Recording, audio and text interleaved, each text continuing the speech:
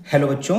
तो आज हम सीखने जा रहे हैं यूनिट वेक्टर का क्रॉस प्रोडक्ट कैसे किया जाता है। ये बहुत आसान मेथड होता है। सबसे पहले हमें यहाँ देखना है कि ये जो हमारा यूनिट वेक्टर होता है इसको हम प्लस माइनस आई कैप, प्लस माइनस जे कैप और प्लस माइनस के कैप से रिप्रेजेंट करते हैं।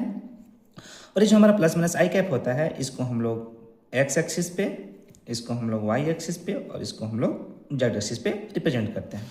इसको कार्टेशियन सिस्टम में देखा जाए मतलब तो ये हमारा एक्स एक्सिस हो जाता है, ये हमारा वाई एक्सिस हो जाता है और ये हमारा जेड एक्सिस हो जाता है।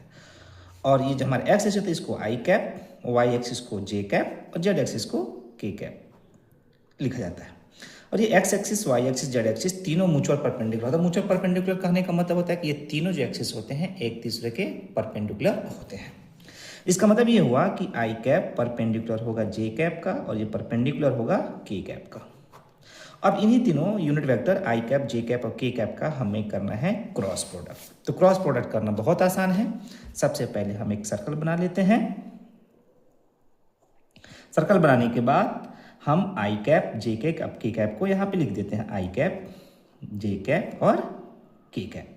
बच्चों, आई से जे पे जाने का हमारे पास एक ये रास्ता है और आई से के पे आने का एक ये रास्ता है।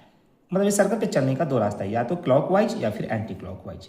एंटी क्लॉकवाइज जब हम चलते हैं ACW पॉजिटिव ले देंगे और क्लॉकवाइज में हम लोग नेगेटिव ले लेंगे।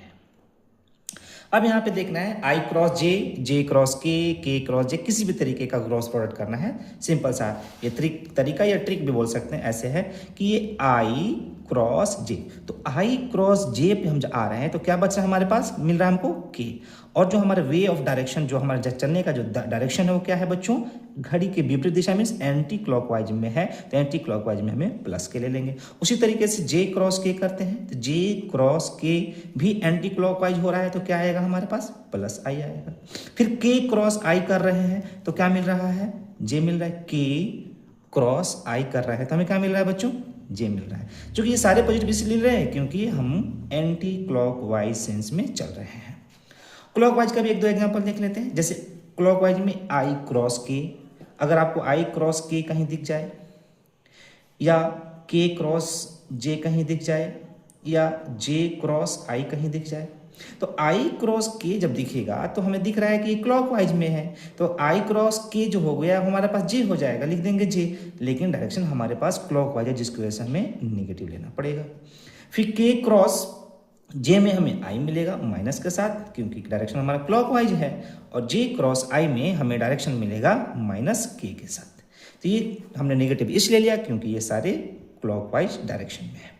इस छोटी छोटी ट्रिक पे हम आराम से किसी भी तरीके को प्रॉब्लम को सॉल्व कर सकते हैं। बस यहाँ पे ध्यान ये देना है कि एंटी क्लॉकवाइज में चलेंगे तो पॉजिटिव लेंगे और क्लॉकवाइज में चलेंगे तो नेगेटिव लेंगे। और आई जे के यूनिट वेक्टर होते हैं, ये तीनों म्यूचुअल परपेंडिकुलर होते हैं। इसकी बहुत सारी प्रॉपर्टी है जो हम बाद की वीडियो में देखेंगे। Thank you.